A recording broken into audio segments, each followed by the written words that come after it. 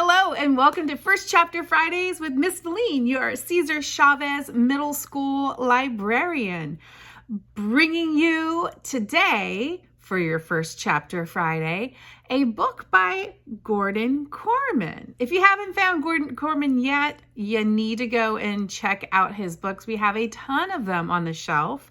Many of them you absolutely can relate to. Stories about being in middle school. The one that I'm going to share with you today is his book, Slacker by Gordon Korman.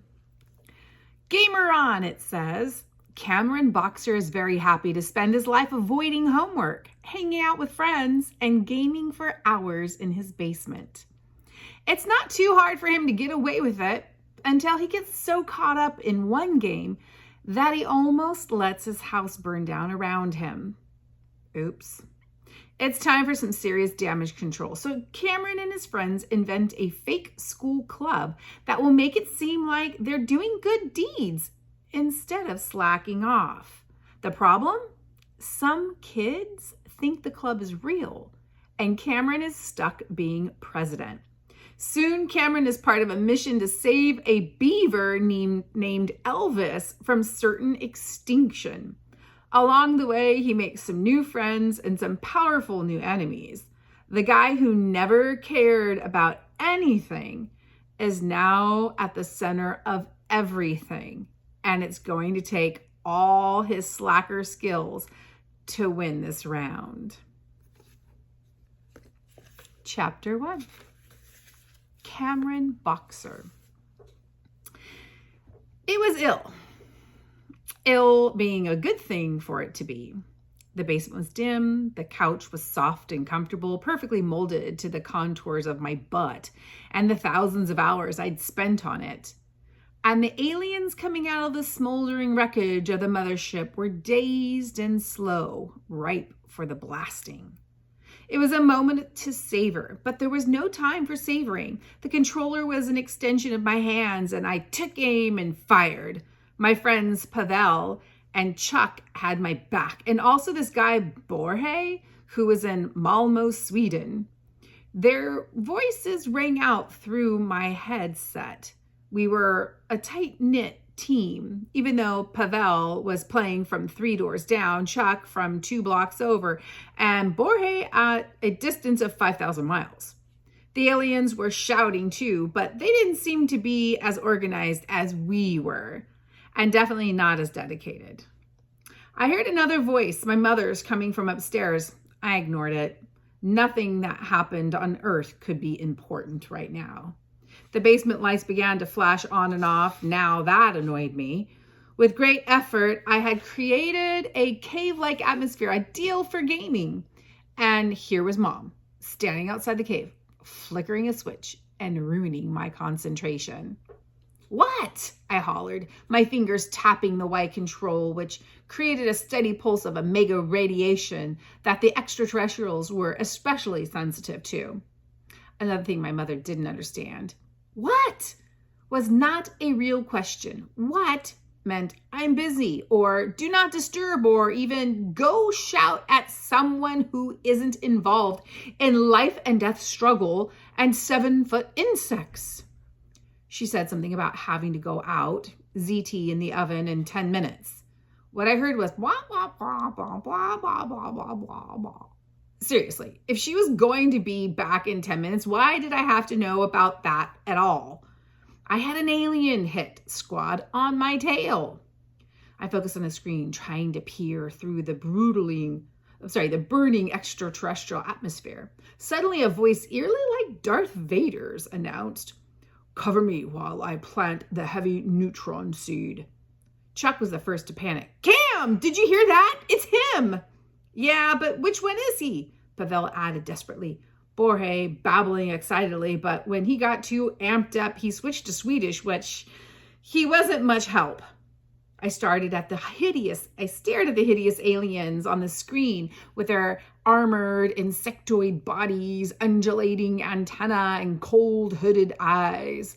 It was impossible to tell which was being manipulated by the owner of that deep voice. I screamed one word. "Attack!" And as we did, blasting away with lasers, disruptors, and antimatter grenades, I even threw rocks. It had to be the most intense battle we've ever fought. It raged on and on and on. Pavel had to leave to eat dinner, and Borge's dad caught him and made him go to bed. It was just me and Chuck against this lone enemy, holed up in the wreckage of his escape pod. When we had him cornered, but you couldn't tell by the way he was fighting, firing at us through a breach in the spermatoid field. "You'll never reach me in here," the deep voice leered. Of course, we should have expected that the last alien standing would be him.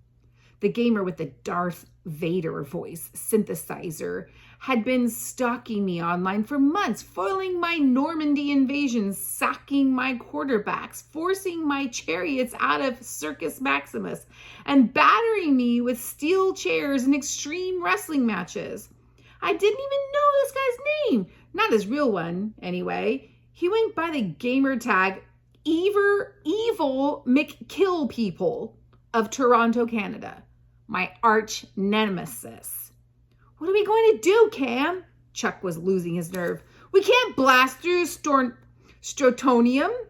Aim for the breach," I advised. But he's aiming at us. And, "Oh, hi, Mom. Dinner time already?" "Do not put down that controller," I order. "We've got him outnumbered." The next voice I heard wasn't Chuck's or Darth Vader's.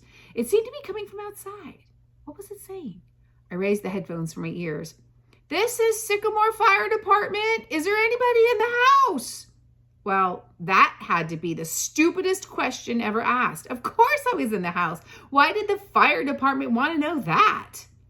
Without putting down the controller, I got up, ran to the high window, yanked away a pillow I jammed there for extra darkness, and peered outside. All I could see were fire engines and guys in heavy raincoats and rubber boots. "What?" I exclaimed loud. And this time it didn't mean "do not disturb" or "I'm busy." It meant, why is the entire Sycamore Fire Department parked on my lawn? An enormous crash shook the foundation of the house. Heavy running footballs sounded upstairs. A moment later, the basement door was flung wide and one of those giant raincoats appeared on the stairs, enveloped in thick cloud of smoke. "Kid, what are you doing here?" he barked. "I'm finally going to beat Evil McKill People," I yelled back. "Your house is on fire." He shoved me upstairs, the controller still clutched in my hand. By that time, another firefighter had invaded the kitchen and found the baked ziti, a coal black charred lump of carbon. "False alarm," he announced. "This casserole burned and the whole house filled with smoke. Neighbor reported pouring out the windows." He turned to me. "Good luck getting the black off the ceiling." My mother's blah, blah, blah, blah, blah, blah, blah came back to me then. Only this time it sounded more like, "I'm making baked ziti for dinner. Wait 10 minutes and take it out of the oven." That would probably have been about an hour ago. You know, back when the house had a front door. I'd always wondered why firemen carry axes. Now I do. I was bound to hear a whole lot about this later tonight. It was definitely going to disturb my lifestyle. Worst of all, when I finally went back down to the basement, the TV screen showed my character lying stone dead on the alien surface. Evil McKill People was standing over him, a leering grin on his green lips. Video games were exactly like life, only better. Both followed the laws of cause and effect. You take a turn too fast in a racing game, you roll your car, or in the real world, if you don't hear your mom talking about ziti in the oven, the fire department will burst down your door. It was easy to get a new race car. That happened with a touch of a button on your controller. Our door, on the other hand, turned out to be a non-standard size. Feinsterman's said it's going to take 1 month to custom make a new one. raved my father, explaining why we now lived with a piece of plywood nailed across the front entrance of our house. For the next month, we would have to use the back door. Dad wasn't shouting because he was mad at me. He was shouting to be heard over the roar of the giant fans that stood all around, blowing out the smoke and burnt smell of leftover ziti. He also happened to be mad at me, just not as mad as Mom. I asked one little thing of you, Cameron Baxter, she seethed. One thing. Take out the ziti after 10 minutes and turn off the oven. That's two things, I pointed out. Two things any orangutan could do, no problem, she raged. Of course he'd have to swing away from the game controller for 30 seconds. Now that bothered me. You know, I said, you and Dad run a furniture store because that's your lifestyle. Video games is my lifestyle. I'm not a big fan of furniture, but I don't dump all over it because I respect your lifestyle. My father's eyes bulged.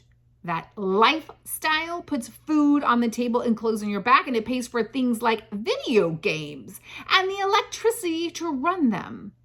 First prize at Rule the World is $10,000, I reminded them.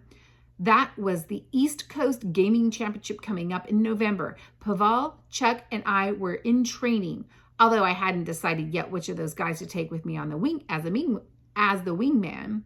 We called ourselves the Awesome Threesome, but Rules of the World only accept twosomes. Mom sighed. It's not the money. It's not the dinner. It's not even the house full of smoke and the ruined door.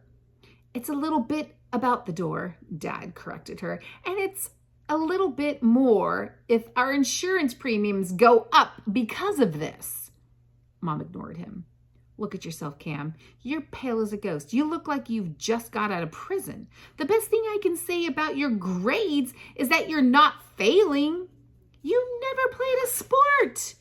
Too sweaty, I interject. She forged on. Or did drama. Too showy. Or joined a club. Too many strangers. Or participated in a single extracurricular activity. Cam, if you didn't have a birth certificate, it would be next to impossible to prove that you even exist.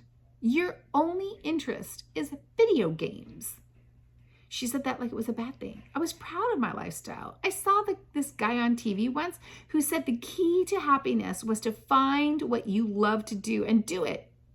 I lived by that rule for every one of my 13 years. Obviously, I still went to school and flossed and got haircuts and flu shots and all of that. Even the TV guy admitted nobody could get away with only the good stuff. But you could keep the balance in favor of doing what you love. 80-20, let's say. You can be at least 80% happy, which is still pretty ill. My dad took up the lecture. We're not saying there's anything wrong with video games in moderation, but you don't do anything else. Sooner or later, it's going to cost you the chance to have any kind of life that doesn't come with an avatar on the screen. Not to mention that you're hogging the game system that was bought for the whole family. Your poor sister had to go to a friend's house if she wants to play at all because you're always on hours. Melody's not a serious gamer like me, I defended myself. I'm in training. Doesn't that show initiative and involvement? Dad took a deep breath. Listen up, kid. First of all, we're going to be using the back door for the next month. In that time, you will find something else to be interested in besides video games. It can be a sport, it can be a club, it can be anything you want, as long as it involves real human beings and it doesn't happen on a screen. I was horrified. But what about Rule of the World? I've been practicing for months. Mom spoke up. We're not taking your video game away yet. But we're not kidding, Cameron. Your life is going to change.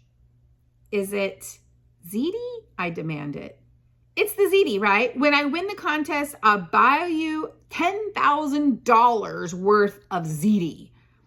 Don't be ridiculous. Your future is more important than any amount of ZD. This is going to happen, Cameron. It's going to happen before we have a real door again. And if it doesn't, you will lose the video game system. I staggered back. Honestly, like I'd been punched. I remembered something else on the TV guy had mentioned. There were always going to be people trying to mess up your lifestyle.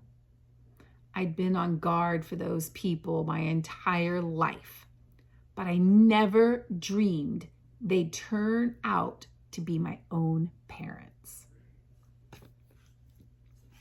Slacker, Gordon Korman. Lots of funny stuff occurring in his books. Gotta check them out. If you'd like to check out Slacker or any of the other Gordon Korman books, you can always come and take a look at the fiction section and look under KOR. You can also look at Destiny to see what other books are very similar to this one. Hope you enjoyed First Chapter Fridays. See you soon.